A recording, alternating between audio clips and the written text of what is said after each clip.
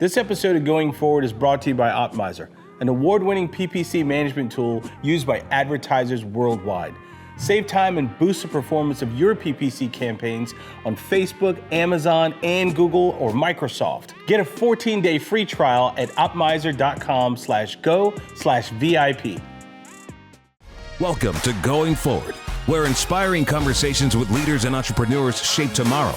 Dive into the depths of their journeys, the hurdles they've overcome, and the insights they bring to the future.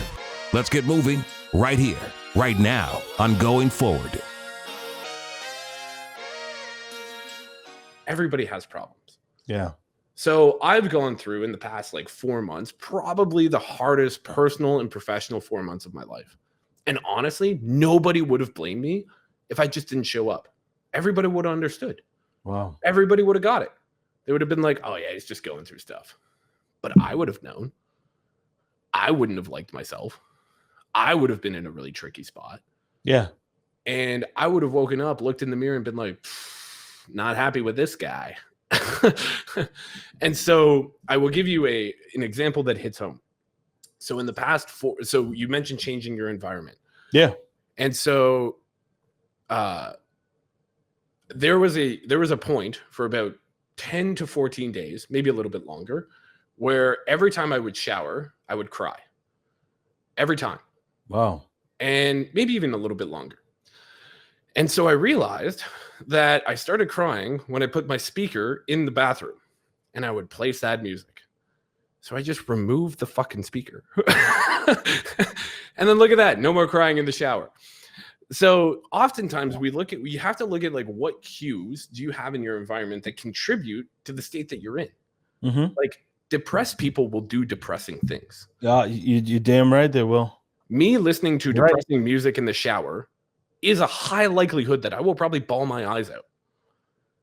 Me listening to September by Earth, Wind, and Fire, basically impossible to bawl my eyes out to that song. You ain't crying to Boogie Wonderland. You know what I mean? Right. And so it's just give yourself a chance. And so when I wanted to pursue entrepreneurship, I watched an Alex Becker video, and he talked about this in a very direct military way. He was like, if you would like to do something and you have things getting in the way, he mentioned video games. He's like, have you considered destroying your PlayStation with a baseball bat? I was like, I do play a lot of PlayStation. Yeah. And I was like, I would also like to be Alex Becker. This is 21-year-old me. And so I literally took my baseball bat and destroyed my PlayStation. And I have yet to play PlayStation since then. And I was like, good, whatever that means. I went to tournaments and stuff for video games. Wow. Crazy, right? And I was like, nah, I should probably make money and make jokes on the internet. That feels more productive. So in looking at how you can change your environment to set you up for success, my coach, Trevor Cashy, smartest man in the world, he has this one sentence. And I basically pay him to talk to him for an hour. And this is probably the smartest thing he's ever said to me. Mm-hmm. He said, make it as easy as possible to work as hard as you can. Remove all distractions and make it as easy as possible to work as hard as you can. Damn. Because then you have then it's excuse isn't even in your vernacular. It's you just work because it's easy. So I want to talk about DoorDash, not the company, but I had this conversation with my wife just yesterday, and I said to her, I think we are in a DoorDash society. And what I mean is a lot of people, and I've seen this in a lot of people coming up in business, young professionals, they want kind of the DoorDash path to their career. They want everything so fast. And not saying, they don't want to earn it. And again, before people start saying, oh, that's not me, I'm not talking about everyone or every young professional coming up, but the majority that I'm seeing or even interviewed or work with, everyone wants their career handed to them like DoorDash. You immediately graduate college, this career, this 6-figure salary is going to be there for you. Like, they feel they deserve it, like, immediately. But then who are we on the other end to say, okay, they don't deserve it? So let's back up just a little bit. There are people that feel they bring more value to a company than they truly feel. And I think when you have that kind of mismatch, you have to have a conversation to say, this is what I bring to the company, and here's what I would like to make. And if you're not making that yet, you can at least say, where does the company want to be? So I'm teaching people how to ask for a raise in this whole DoorDash mentality right now. If you want to make, let's just say you are at 50 grand, just throwing numbers out there, and you want to be at $100,000 a year, right? First off, you need to let that be known, right? You need to, first off, ask the company that you're working for, like, hey, leader, what are our company's goals, revenue goals, so on and so forth. And they're going to clearly explain the goals and objectives of the company. And then you ask them, hey, I want to be a part of that. I want to help the company reach its goals and objectives. But I also want to be here. Is that possible? So finding out if there's a possibility for you to be able to earn that. And I think any company that's going to, hopefully you're working for the right company that's going to say, you helped us get to X and we're going to help you get to X. That's the way it should be. You should be growing your people, and your people should be helping growing the company. But just to say like, oh, I want 6 figures immediately, or, I graduated school, you got to understand like what your background is worth. Working at a car wash and then doing valet parking, for a year, and then working at a company doing like a service close to the one that you're being hired doesn't constitute that you are well-versed or well-experienced, in that category, in that field. And then, you got things out there like Glassdoor that, that gives this false sense of salary to people where they say, okay, this is my position, I should be making this much. Well, the person who reported that on Glassdoor, first off, it's not even verified through Glassdoor what the salary was or what you were like as an employee. And the person whose salary that you're saying that you want to be like, well, that salary, you don't know what they went through. You don't know what that person's resume was in order for you to say, okay, here's, a marketing director in New York, and I feel I should make that same kind of money or something close to that. You need to know exactly like what that person went through. So don't bring a Glassdoor salary to your employer and say you want to be there. I mean, you can use Glassdoor as a guide, absolutely. But then you have to know exactly what you bring to the table and not have this DoorDash mentality like you should immediately earn a huge amount of salary and you haven't proven yourself. That is just like a recipe for like disaster. I remember listening to this thing from Simon Sinek, and he said, a lot of the younger professionals right now, they're so impatient. Like they'll leave a job every 6 months, every 12 months, searching for that shiny thing, that shiny object. And all along, it was like patience that they needed. And sometimes they leave and they start over, they leave, they start over. And then when you go and you finally find that job where you feel like you fit, you've already had 5 or 6 jobs in 4 years. And the first thing that the employer is looking at you and saying, this person's not committed, they're not committed. And I don't know, there's very few jobs out there now that are like hard to fill. So there's like, anytime you have one candidate, like we put out an application once for an account manager position. We had over 91 applicants within a week, 91. And that was across the country because now, we're not hiring locally. We hire across the country and globally now. So we can find anyone. But when people come in, they have this DoorDash mentality, like I should immediately be here, without thinking like you need to put in the work. You need to learn how to mess up some things and figure some things out before you can say, okay, this is how I should be valued.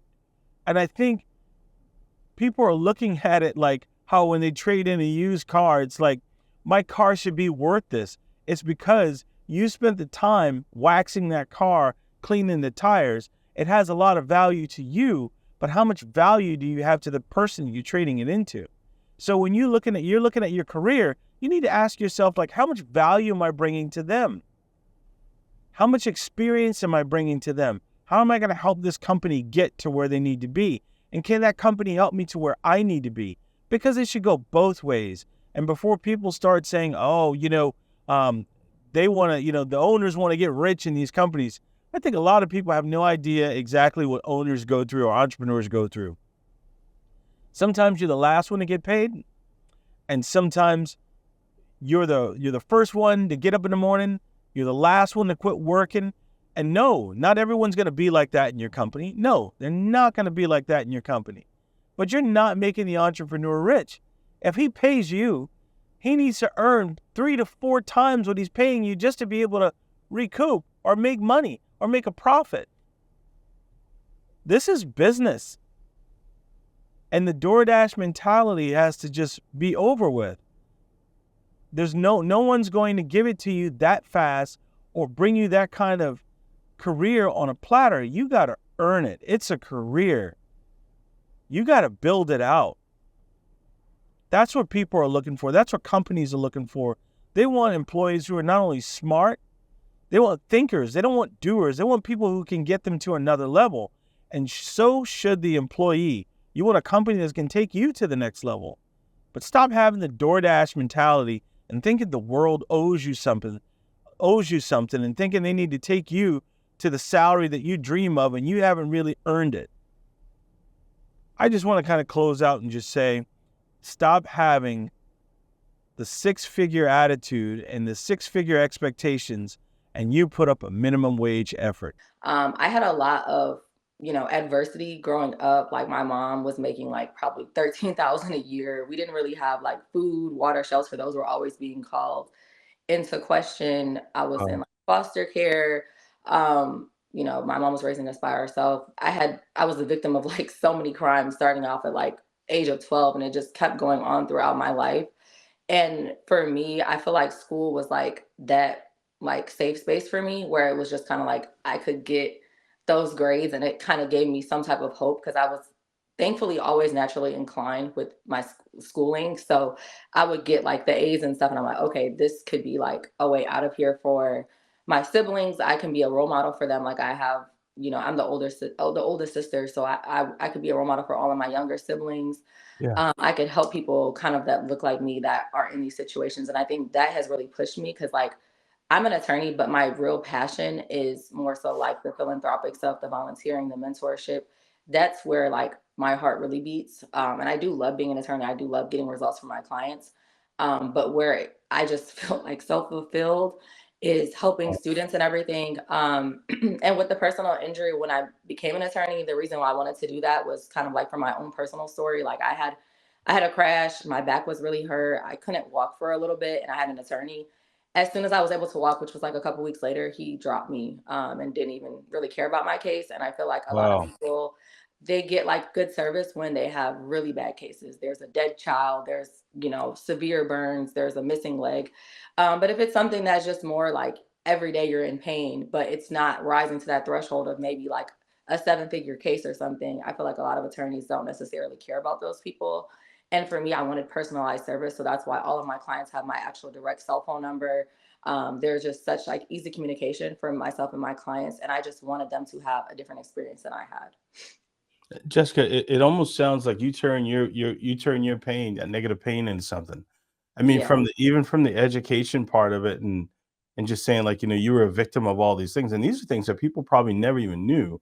But I Yeah. mean, like, at what point? I mean, you said you almost found solace just in school. That was kind of like your safe place.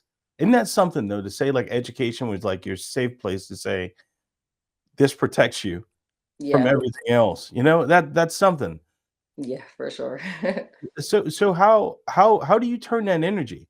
How do you turn that energy how do you turn that energy where there's all this negativity, and then you're just like, I just have to make something positive? I mean, was it always like something running in your head saying, I can't go back there. I can't go back there. I got to go forward.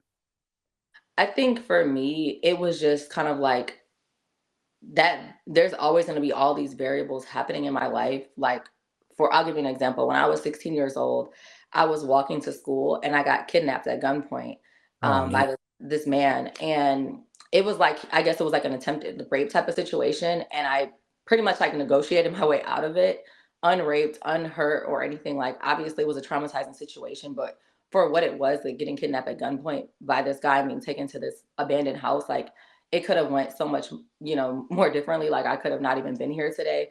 And I was just like, I need to go to school. So I still went to wow. school that day and went about it like nobody even knew that that was the situation that I had been involved with earlier that day. And it was always like things would always happen to me or have like these negative things go on. And it was like, I can always just still go to school. And I felt like I saw like a light of like a possibility, maybe at least like if I was able to go to school, then maybe I could get like a job that could take me out of this situation. It could Wow. help other people or, even my siblings and everything like that. That was kind of like what was always going in the back of my head. Did you always have this feeling like, I know there's something bigger for me than what I have now? You always had that in your head?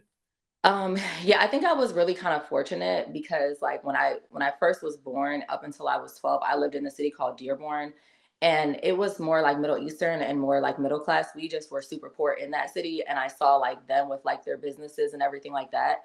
But then I did move to Detroit, and it was like the exact opposite. Like it was really like desolate. People didn't really have anything.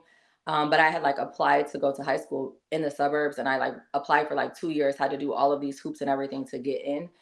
So I was with a lot of students in high school that were actually really rich. Like they were paying like 25,000 to go there. I was on a Wow. scholarship, but being able to see that kind of helps me where it's like their dad's picking them up in like a Porsche and like they have all of this money and I didn't have any of it. And I was taking the city bus to get there. But I think just having those people as like my classmates, seeing them, seeing their parents was like, okay, like if I go through school, like maybe I can do something differently with my life. Yeah. And I was just about to ask you, Jessica, like what motivates you? There's two sides. There's the personal side of all of us, and then there's the professional side of all of Right. us. What motivates the personal side of you? I think for me, it's being able to be in a position to help the next generation of people that are kind of in that same boat. And I think sometimes when you make it to the other side, some people don't realize how much like Mm. something so small can mean to the next generation. So for me, like I have a million girls like reaching out to me all the time that want me to mentor them or speak to them. And I say yes to all of them. Like I may not be able to follow up with them as much as I would like, but I tell them like, hey, you have my cell phone.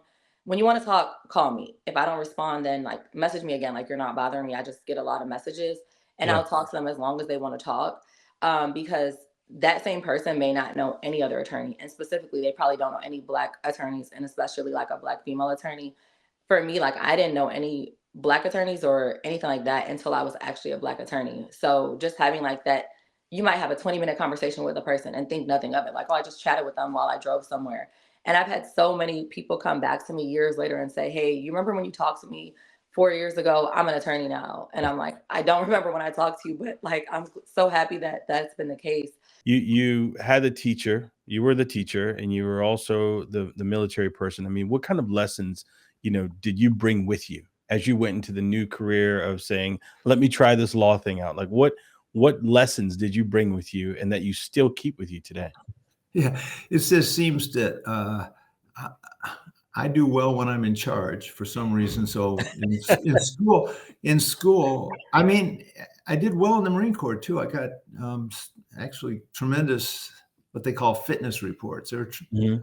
tremendous. So I guess I do well there too. But you have to take charge and you have to lead. And like I told my kids, there's no talking in my classes. I don't care. Mhm. There's no talking unless I call on you. And when you do something wrong, I'm never going to send you to the principal because you got to deal with me. Yeah. Yeah. And yeah, and so you take responsibility for your behavior. You don't pass it off. Mhm. And then leading, you have to make sure your people know in the Marine Corps, So you have to know what's going on. You have to find out, you tell them and you think, well, that's it, but it's not. You have to make sure they heard it. So I always asked the troops, I said, Smith, what are we going to do now? And Smith tells me, everybody else is listening and they're hearing it for the second time. So it's probably sinking in. So communication, taking leadership and taking responsibility when things don't go right. And they don't go right a lot, so step up, be a man, say, oh, my fault, even though I didn't know about it, my fault, I'll take care of it, and then take care of it. So that's it. And I also like competing against perfect as opposed to what other people do. I don't like that. I don't like competing against others very much. I like competing against my concept of perfect. And if I'm wrong, oh boy, will I be finished. But if I'm right, hey, but what if I fail? What if I come up short? Well, then I'm just excellent. I'll take it. I like that. I never heard anybody say they competed against perfect. So like, you just said like a while ago, you said one time you went broke. I mean, have you ever failed? And what does failure look like? What does failure feel like for you? Oh, one of my biggest failures, I felt like throwing up, and then I did the right thing, that. So my course is always do the right thing. That's it. Yeah. Do the right thing. And even if it hurts, and boy, it doesn't help to keep it in you. It doesn't help to hold it in you. Should I do this or that? Just tell everybody, hey, we made a mistake. Let's get it fixed. Yeah. And I'll help you do it. Let's get it done. So just get over it. And life's full of mistakes. And if you're not making mistakes, you're not doing anything. Wow. That's the only way to not make mistakes. Don't do anything. Wow. So you got to, the more you do, the more mistakes you'll make. And you have to learn that's part of the deal.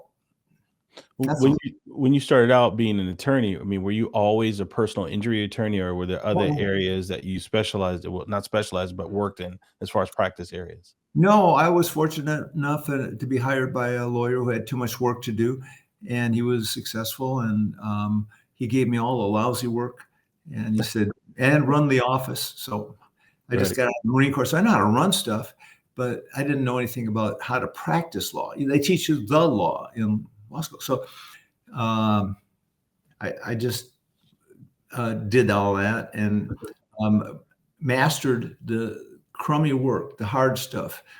And that freed him up to do the easy stuff, which was good by me. Yeah. And I figured after 3 years, well, I know how to do the hard stuff, and the easy stuff is going to be a lot easier. So I went out on my own and, tested my luck, see if I could perform to a high enough level that I could, pay the bills and raise my kids and stuff. So I did that. And then I realized I didn't like what I was doing because I was making transactional friends. I'd go to clubs or something and we'd exchange cards with bankers and insurance people. And they didn't like me, and they didn't know me. I didn't know them, and I don't know if I liked them. I don't know them. So I said, I'm just never gonna. This is enough. I can't do this anymore. I can't. I just said that's it. And I said I'm never going to do anything from now on that doesn't make me happy. And so that was a step back because that costs you money. But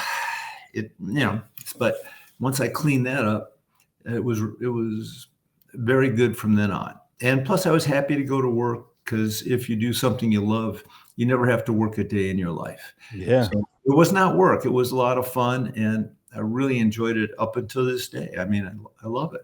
It's good stuff. So there's going to be a lot of lawyers or young lawyers who may listen to you or they may emulate you, follow your advice. I mean, what is that feeling like knowing someone, if they say they're competing against perfect, and then they see you, the way you've run the firm is perfect. I mean, what is that feeling like for you? Oh, I wish them well. I mean, that's what they should do. I wish them well. Mm-hmm. Good luck. Go get them. And that's what I love about America. We're all supposed to be equal. And that doesn't mean that, I'm the same as others. I'm not. I'm different. I'm a male, and there's females, and I mean, I'm older and they're younger. Yeah, I'm not the same.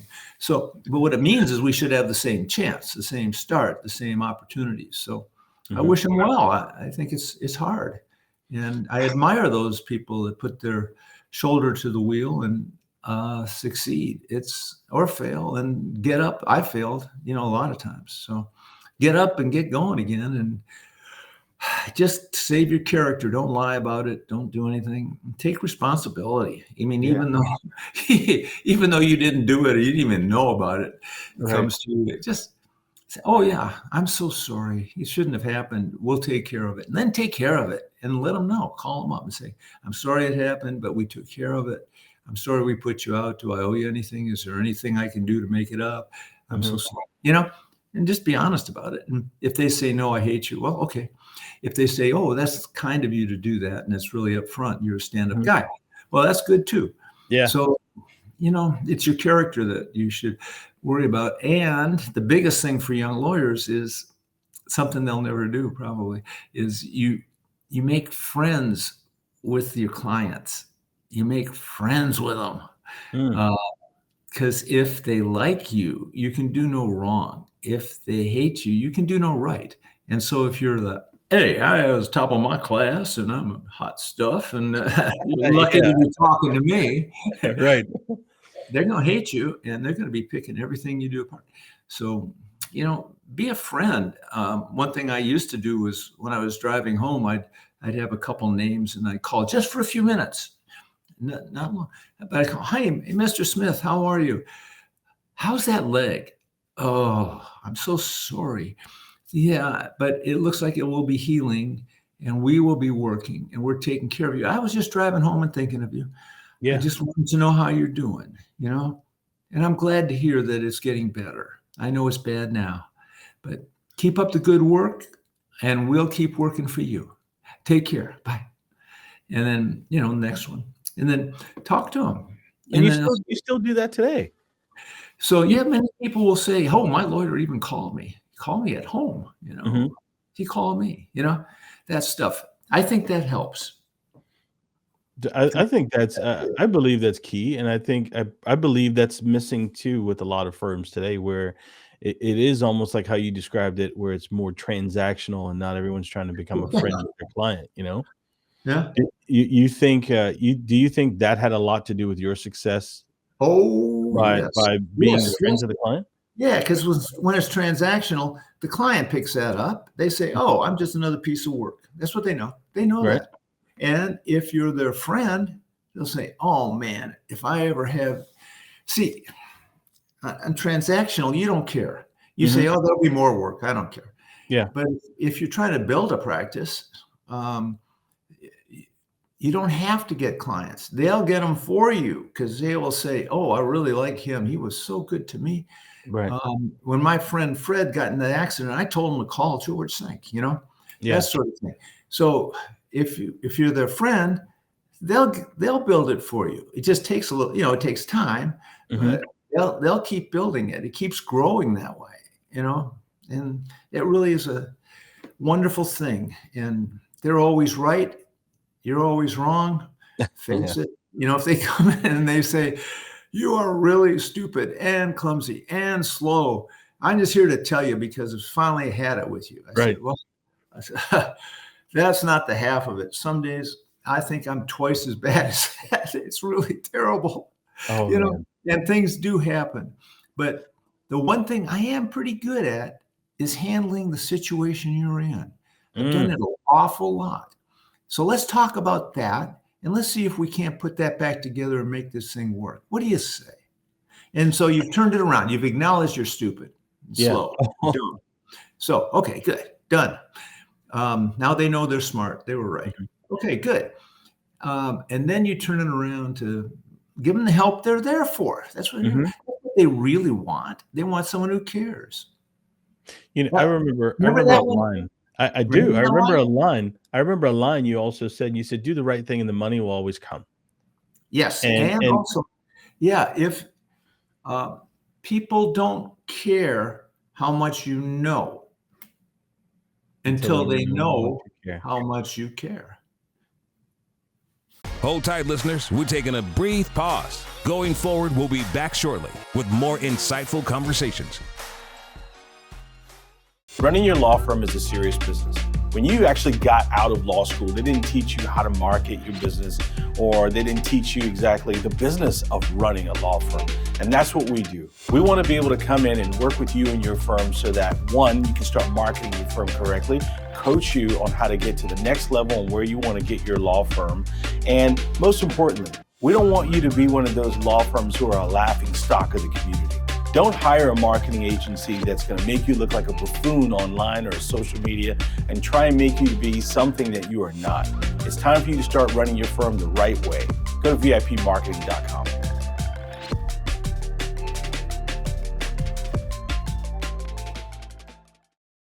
Hey, it's Eric here from VIP Marketing, and I want to ask you, digital marketers, something. Are you frustrated with your current PPC marketing campaigns? Well, I want to tell you about a tool that we use here at our agency. It's called Optmyzr. You have the ability to get your reports up to date and make sure that you get alerts on them. You can even work into workflows as well. So if you're frustrated with your campaigns right now in the reporting systems that you use, I want to give you a 14-day free trial of Optmyzr. Go to optmyzr.com/go/VIP. So I am fiercely competitive. I love to sell. And for a long time in my career, I defined winning as making a sale. Anybody who's listening or watching this podcast who's been in sales knows that feeling of getting in the car and going, yes. Yeah. Here's what I've learned. Servant heart sellers define winning in a different way. They define winning as making a difference for their customers. And so, hey, they love to make sales and they love to be successful and they make a lot of money and they enjoy the fact that they make a lot of money. But they define success differently than most salespeople do. It's all about how can I make a difference for my customers? And so if you're watching or listening to this and you're a salesperson or a business owner, because we interviewed 5 or 6 different business owners to have them talk about how they incorporated in that principle in their company to make it more than just words. Yeah. Because anybody can say, yeah. But how does that change your process? How does that change the way you work with a customer? How does that change the way your company interacts with someone? That's really, sort of how you can really, do we walk the talk? Yeah, but let me ask you this, though. I mean, I love the way you put it, but it seems like, I don't know if like selling's gone faster or it's more accelerated now. I mean, because now you see people, you go on YouTube and everyone's an expert selling you a program, putting you in a funnel. And it's like they have less patience when they're selling now. So how does that align now? Well, so I have a strong opinion about this. I think there's a lot more pitching going on, but I'm not certain that there's a lot of effectiveness in a lot of what I see out there. Every business owner that's watching this gets how many unsolicited LinkedIn messages from somebody who wants to connect with you, and an hour later they want to have an appointment to talk about their lead generation service or whatever, or something.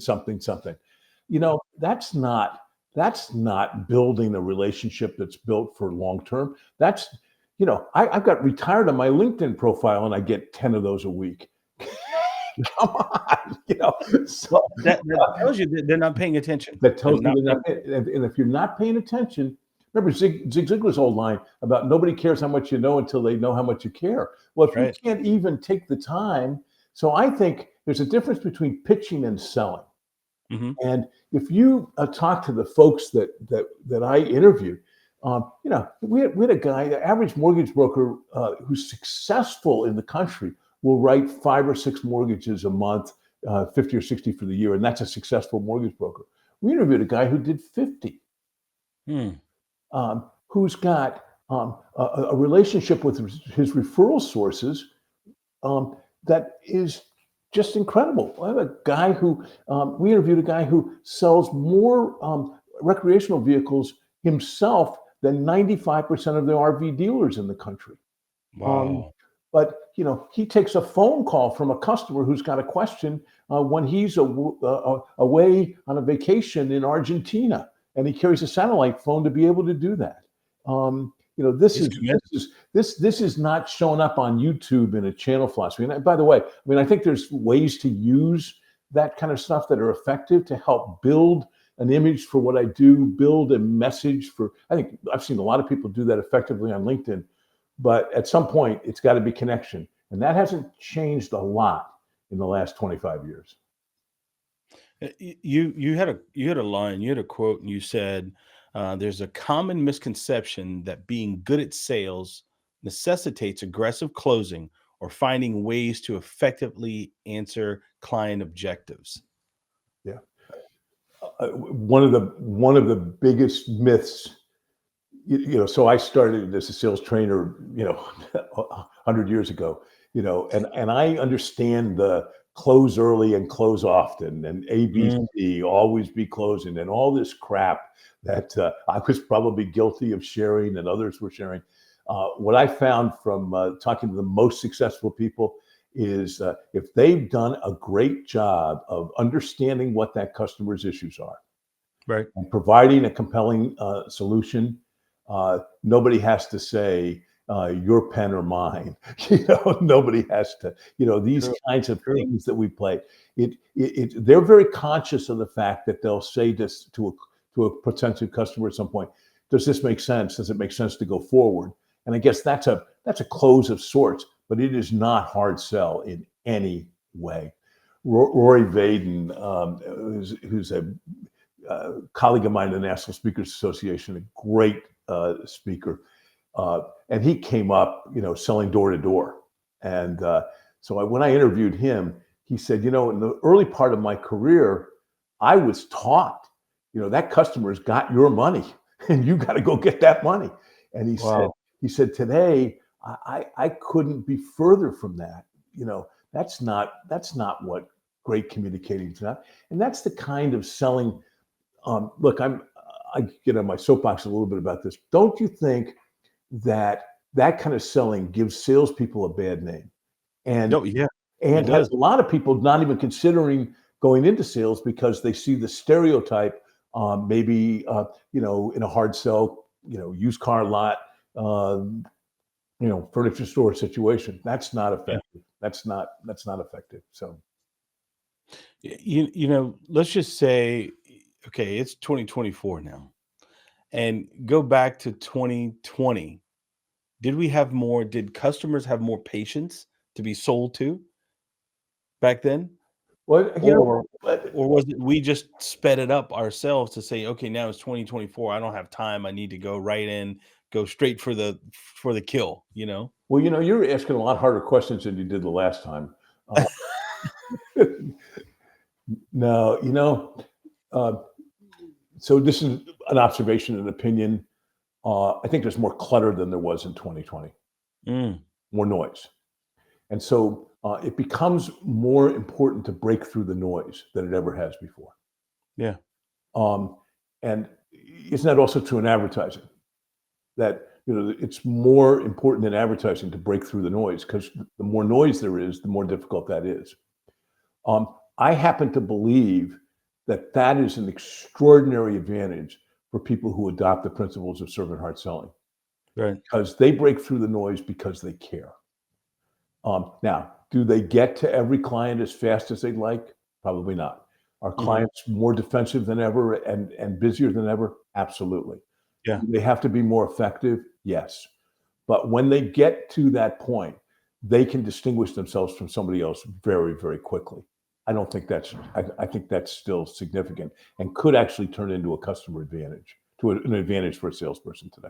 Bill, you don't get, talking about confidence, you don't get good at leading law firms and being called upon, like we talked about, by not being good at it or leading people. So let's talk about the leading people part, because that's a lot of what you do, getting these folks together. And you sometimes you recognize, some of these personalities, and you almost know how to fix some of the firms. So when you go into firms, where do the issues begin?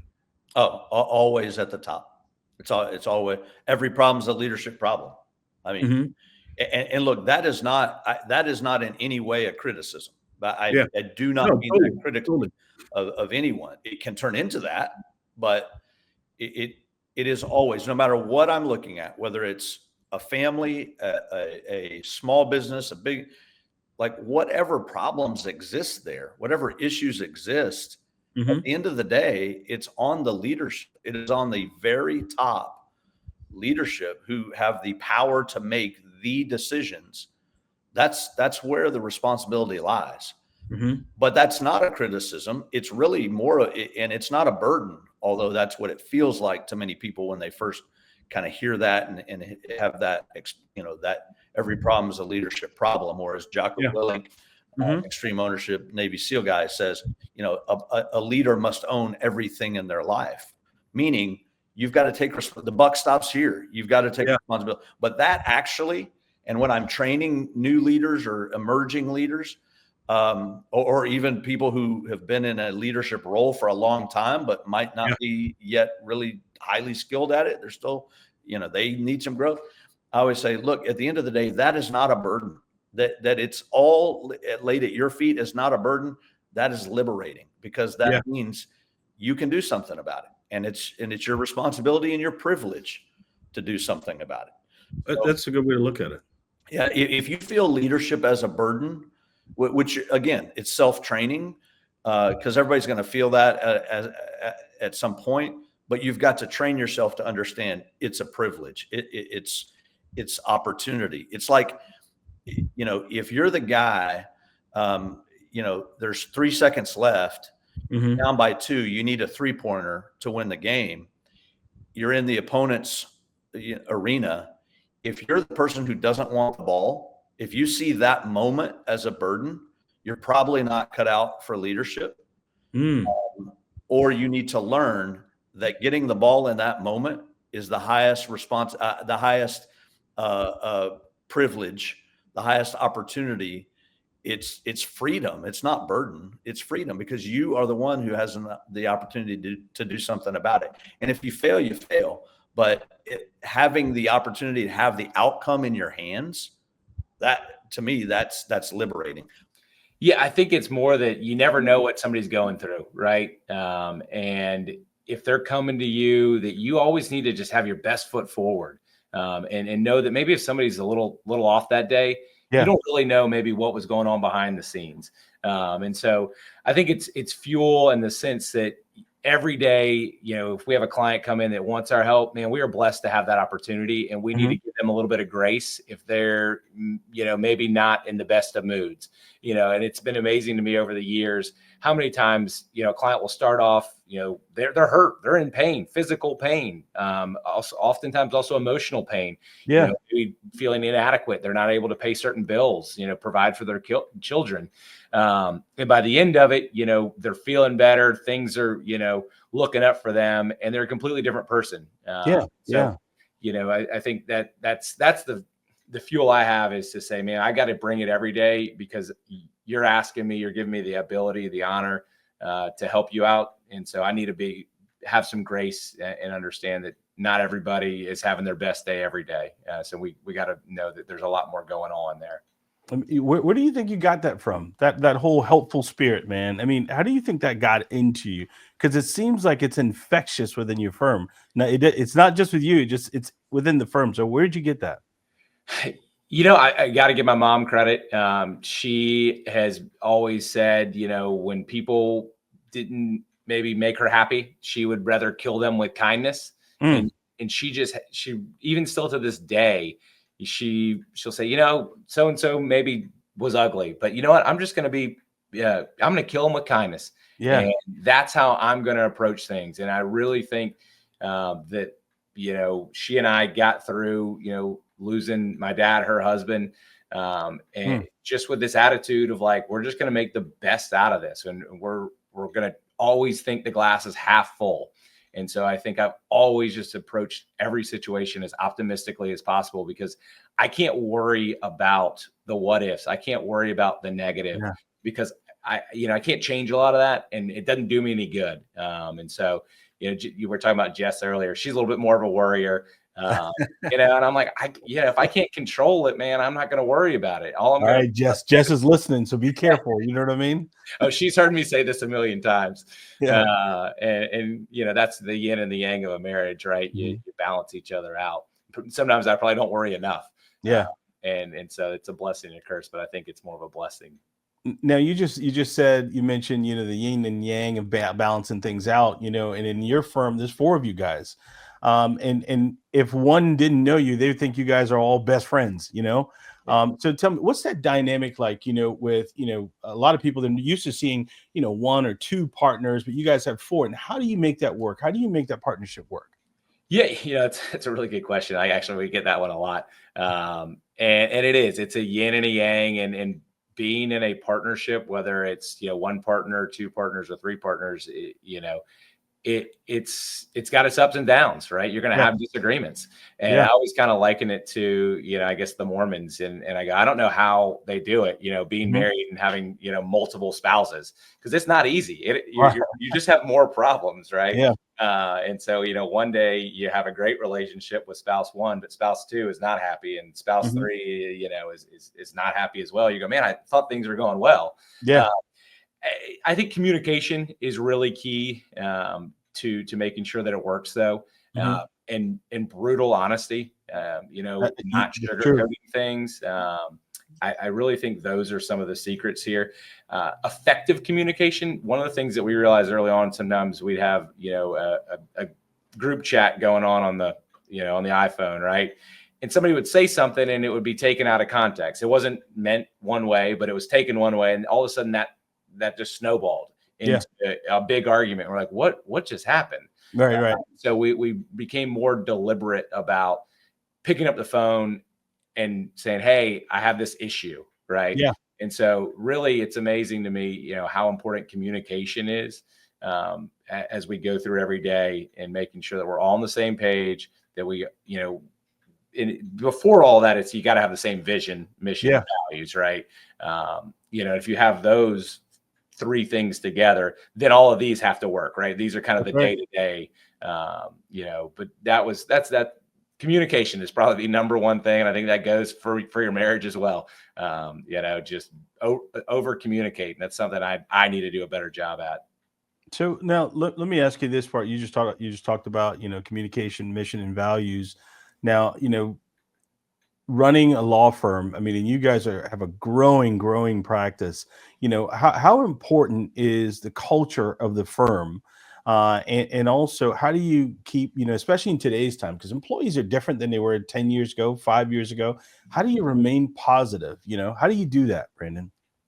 Well, I think it started at the very beginning, that when we branched off from the firm that we were at previously, we recognized that the culture there was not what we wanted it to be if we were going to have and get to design our own culture. And that, to me, is why we are where we are today, is because of the focus that we have put on culture. And I'll give a shout out to your previous podcast guest, Bill Biggs. Yeah, man. I met Bill in 2016, maybe 2015.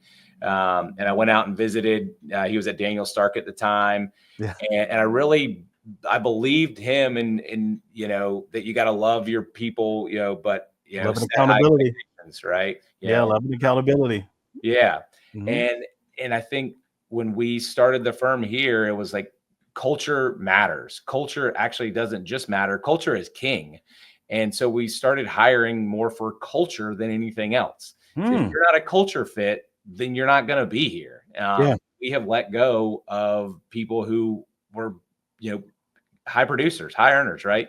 That did not fit our culture. We try to fix, we try to redirect, and we want to make everybody successful here, but we also realize that that's not the world we live in. That's true. You're never going to bat 1,000. And we certainly wish those people the best, but they're just not a fit here. And so if you don't have respect, if you don't if you don't comply with, the rules that we have here, and we're not some super strict firm, we're pretty laid back. Yeah. But if you can't be respectful, and if you can't listen to the chain of command, then you're just not gonna work out. And so we've had some amazing hires. I think a couple of our first hires, we got really lucky. Mm-hmm. That they were just amazing fits, and we were very intentional about it. But we were also lucky that they happened to be the ones that applied and made it through. Yeah. And they have helped grow that, right? So then it's having other people share that same culture, that mission, that vision, right? That mission to provide that 5-star client experience to all injury victims. And so I really think, I said it earlier, clients are amazing, right? We value them. They are so amazing. But I actually think that your team is more valuable. And a lot of people think it's the other way around. And, the clients are always right. The customer is always right. And I lean that way, but there's a certain point where you have to say, you know what? No, I look at it objectively, and defend your employees, your team members, right? Yeah. They're in the right. And there might be ways to redirect and help out if there's some sort of disagreement with a client, but they appreciate that when they know that you have their back. And I've been very, very blessed to have 3 amazing partners that all have that same mentality, that have gotten on the phone when there's been somebody, yelling at one of our people for no reason, right? Yeah. And say, you can't talk to them like that. And if that's how you want to talk, then there's another firm for you. But that's not how we talk to our people here. Man. And people appreciate that, and because no one deserves to get talked to, in a way like that. Oh, so, man, that's awesome, and I think that's so truthful. And me kind of putting myself out there. There was a point in time where I didn't think team first. You know what I mean? And it disrupted. It was a point where we didn't have a culture, even in our own organization. At one time, I was trying to be a dictator. And it ended up being an asshole to people. You know what I mean? Yeah. So I think that mindset, like what you just said, I mean, Brandon, that's the right way to go, because your people will respect you so much more when they see you standing up for them. They'll run through fire for you. So I think that's amazing, man, that you guys do that. And the fact that there's 4 of you guys and you guys are rowing that boat in the same direction when it comes to your team members, I think that's amazing. But hopefully, you're taking care of them. They take care of the client. That's exactly right. That's why you do it. And that's why I think it's important. If you actually think about it, if you do it that way and you treat your team members amazing, then you get great people. And guess what? Great people do. They provide great experiences for your clients. And so it's working it that way downstream instead of upstream. Right. If we start with getting amazing people and have an amazing culture, well, then there's going to be amazing people that can help our amazing clients. Mm-hmm. So yeah, it really is. It's one of those things. I think there's a shift going on in that, in the industry where people are starting to recognize that the people you have, the culture you keep, is really the most important thing for your clients at the end of the day. I agree with you. A good friend of mine, his name's Chris Doe. He's like a world-renowned artist and all. And one of the things he said, Eric, when I hire for culture and competency, is what he says. And I think that's just amazing. So now let's talk about this client experience that you guys are building, because a lot of the ads that I've seen, it's all about the client. You're putting them out there. It's not like, hey, I want to be the superstar, so how hard is it? Is it hard for a firm to build a great client experience? You have to be intentional. And I think that's impatient, right? My grandmom who passed away earlier this year at 102. Wow. Told me, Brandon, Rome wasn't built in a day. She told me that a couple of years after the firm was open. And I was saying, it's just things are going well. I just wanted to go faster and move faster. And, and her wise self said, Brandon, Rome wasn't built in a day. And it really, it's stuck with me. Even to the point I was giving her eulogy, and I said, I'd still remember, that it was so impactful to me that I have to sometimes be more patient. And so to answer your question is yes, I think that, you can build that, but you have to be intentional about it. And you have to understand that it's not going to happen, tomorrow or next year. Mm-hmm. It's doing the right thing day after day after day after day, keeping your head down, not asking for praise, not saying, look at me, but Right. having people go out and say, man, the Thumbs Up guys did an amazing job for me. Yeah. And then one person turns into 2 and 2 turns into 4, and so on and so on. And all of a sudden you look up and, we're 6 years in and, we're signing, almost 200 cases a month. Culture is the most important thing you can grasp right now, because it's how people perceive you and how you want to be perceived and how you live your life and who you are. Mm-hmm. And the culture thing really comes into play in today's society with everything that's coming at everyone, with all the opportunities we have from social media to digital, now with AI. I mean, it's just coming at us like lightning. It's like, reminds me of Star Wars, come shooting the bullets at us. and you kind of have to duck and weave. But I think you have to prioritize. But you got to know who you are, and embracing a positive culture is probably the biggest opportunity that you have in society to separate yourselves from everybody else right now. Yeah. And I think there's some law firm owners that probably think like the culture in their company or in their law firm is built at the meetings, but the culture is usually built in between meetings. So when you're talking to people, and especially like these law firms across the country, Harlan, how are you talking to them about their culture? Is there, are you kind of just saying, hey, it's this important, or do you evaluate, what their current culture is like? Do you talk to their employees? I mean, how does that work? How do you do a diagnosis? Look, I mean, you can walk into somebody's office and you can spend, time with them, and you can talk to their people, and within a short period of time, you can pretty much figure out the culture, of what you're dealing with. Culture is, it's kind of interesting. I'm just going to, tap on Mogul for a minute, who's teaching culture. I have clients that are still participating in the X group 2 and 3 years into it, 4 years into it, and their culture is flourishing. They're finding people to work for them. They're making substantially more money because of the processes that they've opened up in the delegating of people. And then I have a couple of clients that quit because they don't have a culture problem. Well, the crazy thing, Eric, is that they have the biggest culture problem. They're constantly changing software. The inmates are running the asylum. Oh, I can't hire people. And it's the same here, the same.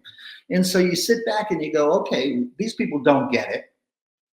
And I'm of the stage in my life that I just don't want to have to beat somebody up for them to get it. If they don't get it and they don't want to get it, what can I say? But determining somebody's culture and understanding how they live. If I come into your office, I'm going to know so much about you. If I'm going to have dinner with you, if I have dinner with you at your house, I'm going to know almost everything about you. And that's culture. Yeah. And that's what I was gonna ask you to kind of explain, because some folks may say like, well, people like working for me. Doesn't that mean I have a good culture? No, that probably means they just like getting their paycheck. That doesn't mean you have a great culture. You see, I just learned something from you. I love it the way you just put that. No, very seriously, that really encapsulates. It's right there. Some people go to work and they're exhausted after the day, and they said they work really, really hard, but they didn't. But they're tired anyway. But that's their thought. Look, culture is interesting. Culture is tangible, yet it's really intangible. It's how people feel about doing business with you. Wow. When you check into a Ritz-Carlton, they, in the hotel business, really pioneered culture. They embody their people to make decisions. They want to please you. And it really starts when you unload your luggage out of the cab or the car, and the bell person, takes a look at the tag, secretly calls the front desk. And that's how the front desk calls and says, hey, Mr. Schillinger, how are you? Well, how did you know it was me? Yeah. Well, if you got put two together. But in this day and age, we are fractured. We are a divided society when it comes to how you treat people. I'm just talking about people, not politics or any of this. Right. But when people want to do business with people they like, they feel comfortable with. Our entire society, you talk about tools, or I'm using the word tools in our trade and what's coming out. We're a review society. Almost everything that we do, Eric, revolves around reviews. Yes. Your clients want reviews for this. They want reviews for that. They want reviews of this. Social media is a confirmation of reviews. So how do you get reviews? You have to earn them. And you can't fool people, especially in today's society. They have too many tools at their disposal to eat through the bullshit. And so who do you want to do business with? Wow. I want to thank you all for giving us your most valuable asset, your time. And also a huge thank you to our sponsors over at Optmyzr. For all of you who are running PPC campaigns and you want to see how to do it better and get better results and actually boost the performance of your campaigns and save time, get a free trial at optmyzr.com/go/VIP. If you enjoyed today's episode, please take a moment to rate our podcast and share it with a friend. Every share, every comment, every rating propels us forward. For more content, insights, and updates, visit ericelliott.com. Remember, your journey, your story is what keeps us going forward. Until next time.